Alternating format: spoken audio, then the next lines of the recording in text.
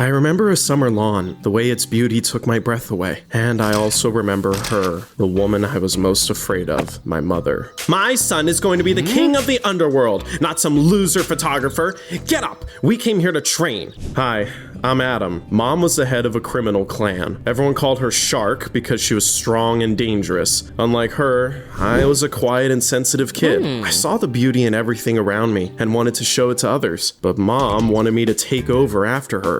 She didn't care that all I wanted was to be an ordinary kid. Mom, I'm tired. Shut up and keep practicing. You need to be strong to become the new pack leader. This world belongs to predators. If you stay this weak, they'll eat you up. Our house was a lair of Mom's gang. One evening, they robbed a museum and wanted to split the loot, but Mom took everything for herself. Shark, what are you doing? Don't be stupid. It is dangerous to sell this antique jewelry now. The police will be looking for it. I'll hide it, and we'll split the loot when the dust settles. Any objections? No, boss. Steve, known as Scorpio, suddenly came up to me. He got that nickname because of the birthmark on his shoulder. Steve was Mom's right-hand man, but I never trusted him. Are you ready for tomorrow, little Adam? What do you mean? Didn't I tell you? You're going through the initiation rite tomorrow. After we rob a bank, you will become a real member of our gang. I didn't want Mom to make me do anything bad, but I was too afraid to argue with her. Mom was a cruel and vindictive person.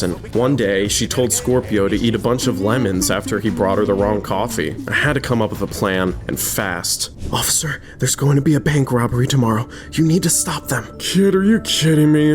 Get an adult on the phone. The cop didn't believe me because I was a kid, and then I heard footsteps in the hallway and quickly pretended to be asleep. Mom has already hidden the jewelry and come back home. The next day, I came to the bank with Mom and her gang. Is everyone ready? Oh yeah, I almost forgot. Adam, come here for a sec. I have something important to tell you. Mom whispered something in my ear, but I was so scared I immediately forgot everything she told me. Everyone was about to put on masks when... Shark's gang, come up! You're surrounded! Dang it, it's a trap. One of us is a traitor. As soon as I find out who ratted on us, I'll skin them alive. Soon, Mom's gang was arrested. I was sure it was my fault. My heart sank whenever I imagined Mom finding out who turned her in and taking revenge on me. Hello, Adam. I'm an FBI agent. We are going to put you in the witness protection program. You don't need to be afraid anymore. I got a new name and a new identity so that Mom and her accomplices would never be able to find me. That's how I became Marty. After that, I was sent to an orphanage in a neighboring town. I didn't really get to breathe a sigh of relief, though. Every night, I had nightmares about Mom. I know you turned us in, you bastard. No! It was just a dream.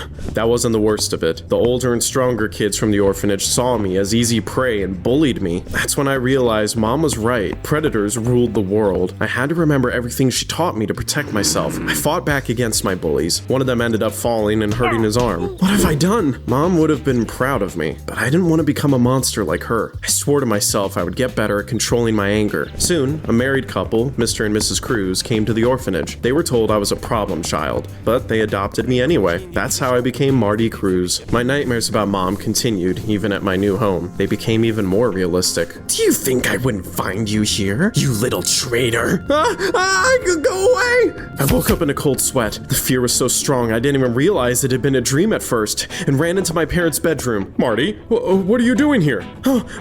Sorry, I had a bad dream. It's okay. You just need some time to get used to your new home. We'll stay here until you fall asleep. That's when I realized my adoptive parents were the best people in the whole world. They surrounded me with so much love that I was finally able to relax and fall asleep. That night, for the first time in a long while, I didn't have any nightmares. After a while, Mr. and Mrs. Cruz noticed that I liked photography and gave me a professional camera. It's great that you have a hobby, son. Did you call me son? He did. You're the best thing that's ever happened to us, Marty. And you were the best thing that has ever happened to me. I finally had the family I'd always dreamed of. But my parents didn't know that the boy they adopted was the son of a dangerous criminal. I was afraid that even though they were wonderful, they would abandon me if they found out I had the blood of a monster flowing through my veins. Several years went by. I still liked photography, tried not to think about the past, and was quite happy. I would have been even happier if Cassandra noticed me. I'm not good at talking about my feelings, but when she passed me by, the rest of the world disappeared. I had an elephant-sized crush on Cassandra, but kept quiet about it. After all, she was going out with a creepy moron called called Frank. If you look at my girlfriend again, I'll make you eat dirt. Got that? Frank compensated for his lack of brains with his muscles. That was a recipe for disaster. I could have easily turned his face into scrambled eggs, but I promised myself I would control my anger. All I could do was endure in silence. I can't hear you. Have you swallowed your tongue out of fear? Boys, what's going on? Is that me? Wow, Marty, it's an awesome photo. Could you? No, he really couldn't. Don't talk to that loser. Do you even want to stay popular? What did Cassandra see in him? Frank was an idiot. As soon as I got home after classes, Mom and Dad dragged me somewhere. Where are we going? To our neighbor's barbecue. He just moved here and wants to meet everyone. I hoped a good steak would make my day better. However, when we came to the party, I immediately lost my appetite. I recognized Steve. Our new neighbor was Mr. Scorpion himself. He looked a little different, but I would have recognized his gangster face anywhere. Marty, this is Mr. Manny. Buddy, you just turned white as snow. Did you see a ghost? I swallowed hard, but couldn't utter a word. After all, I really was looking at a ghost from the past. I had no idea why Steve was there or why he was pretending to be somebody else, but I knew that if Mom's former accomplice told my adoptive parents whose son I was, they would abandon me. After all, Mr. and Mrs. Cruz hated criminals. I spent the whole evening trying to see if Mr. Manny had a scorpion-shaped birthmark on his shoulder, but his shirt was in the way. Wow, you have a pool. Why don't you go for a swim? I'll keep an eye on the barbecue. That's a great idea, buddy. He dived into the water with his shirt on. Who does that? Was he mocking me? Marty, the barbecue! What? Oh, dang it! Long story short, that evening, I got neither a juicy steak nor any answers about our new neighbor. Besides, my parents suspected something was wrong. Son, you've been acting weird all day. Is something bothering you? I told her everything was fine and tried to fall asleep, but that night, I had a nightmare about my mother again. Son, I've come for you to drag you to hell. Dang it! I need to find out if Mr. Manny is who he says he is, or the nightmares will drive me crazy. The next day, I armed myself with a camera and climbed up in a tree in front of our new neighbor's house. Come on, do something suspicious already. Show me your real face. But to my surprise, Mr. Manny was acting normal. Well, apart from the fact that he sang a lullaby to his cat, but that wasn't a crime, so I figured I could relax. Soon enough, I saw his bare shoulder. There was no birthmark on it. Phew, that's not Steve. I was worried over nothing. Mr. Manny's just a harmless weirdo. Hey, what the? Have you lost your mind? Why the heck are you spying on my girlfriend? What? I looked around and realized that Cassandra's house was right next to Mr. Manny's. Frank thought I was taking pictures of her. Jeez. Dude, I would never do that. Shut up and get down here so I can bury you in the sand. A tempting offer, but I'll have to pass. Hey, what are you doing? I jumped down and took off, hoping to avoid a fight, but Frank and his friends quickly caught up to me. Gotcha! Guys, what's all this noise? Baby, we're just messing around. Well, okay. By the way, Marty, could you do a photo shoot of me? I want to send some pictures to a modeling agency and work as a model. Of course, I agreed. I didn't even care that Frank was glaring at me like he wanted to kill me. I wasn't afraid of him. That night, I came to Cassandra's place as promised. Well, how do I look? You're beautiful. Cassandra was my muse. I felt a surge of inspiration as I was taking photos of her. We had a really nice chat as well. I'll send you the pictures as soon as they're ready. Thank you for everything, Marty. You're a good friend.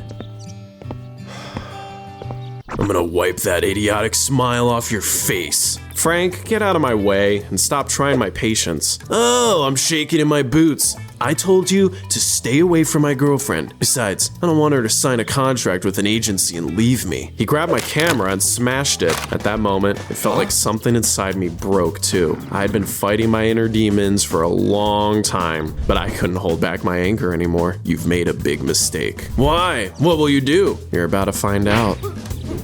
Marty, what came over you?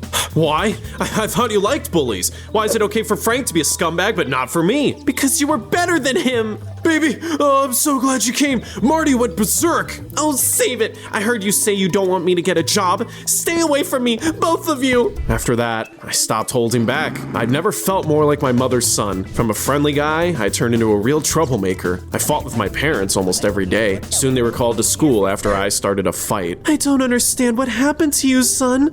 You've changed so much. Her eyes were full of tears. I turned away and accidentally looked in the mirror, except I didn't recognize myself. A monster was looking back at me, the monster I swore I wouldn't become. I ran outside to think about everything. As I wandered around the city, I once again vowed to control my anger and never hurt the people I loved. But then, Adam, just the man I was looking for. It's been a while since I heard that name. How do you know it? I recognize you too, little shark. Scorpion? I was right, it is you! Where's your birthmark, though? I got rid of it after I was released from prison early for good behavior. I also changed my name and decided to become a good person. We have a problem. Shark is about to be released. She contacted me and said she wants to mess with you and your new parents. We need to do something. Why would you help me? Because I like you. Have started over. I don't want Shark to ruin everything. Do you have any ideas? We hadn't split the loot before we got arrested because Shark hid the stolen jewelry somewhere. If we get to it before her, we could trade it for a promise that she will leave us alone. That might work. Where's her hiding place? That's the problem. No one knows. Did she tell you anything? I was just a kid. I don't remember much. Let's go to our hometown. You might remember something once you're back there. It's all happening so fast. We don't have much time. Okay, let's go. I didn't tell my parents anything and turned off my phone. Sorry guys, I'm doing this for you. Walking through the familiar streets really did bring back memories of my childhood. I try to remember anything that could be useful. Adam, come here for a sec. I have something important to tell you. If anything happens to me, remember, there is a basement under the jungle. I told Steve about my memory, and we tried to figure out what it could mean. Then, I remembered there was a children's cafe, Jungle, in town. Could that be what Mom meant? We headed there. The building had long been abandoned, but we found a secret door with a safe behind it in the basement. How do we open it? We needed a code. I tried my birthday and it worked. We've got the jewelry. What now? Now I'm taking it. What are you doing? Oh, does little Adam want an explanation? Okay, listen up. I never went to jail because I was the one who turned our gang over to the cops. In return for my help in catching the shark, I got into the witness protection program, but I never gave up on my dream of finding Shark's hiding place and taking all the loot for myself. I knew your mother would have told you something important. I spent years trying to find you. All that was left to do was fool you and tell you Shark was getting out of prison. You've always been a weakling, Adam, tricking you as easy as pie. You thought of everything except for one thing. Mom was preparing me for the role of a pack leader, and I was a great student. I locked Steve in the basement and called the police. Soon after that, he went to prison, and the jewelry was returned to the museum. Thank you, bud. Is there anything you need? Actually, there is. Tell me, will Shark be in prison for a long time? She's not coming out for years to come, son. That calmed me down. I finally overcame my fear of my mother. I was now ready to move on. I also realized I wasn't a monster. I was just a quiet guy who liked photography. But if my loved ones were in danger, I could protect them. Soon, my worried parents came to pick me up. Mom, Dad, you should know whose son I am. We've always known that. They told us when we adopted you. But that didn't make us love you any less. Back at school, I came up to Frank. I forgive you for everything, and I'm sorry about our fight. But if you mess with me again, I won't take it lying down. Don't mistake my kindness for weakness. Then, I gave Cassandra the photos of her I had taken at school. Frank broke my camera. The photos from the photo shoot were destroyed, but you look even better in these ones. Good luck with your modeling career. Thanks, Smarty. I'm glad you're yourself again. What the heck? We only live once. Cassandra, I've always liked you. I won't hide it anymore.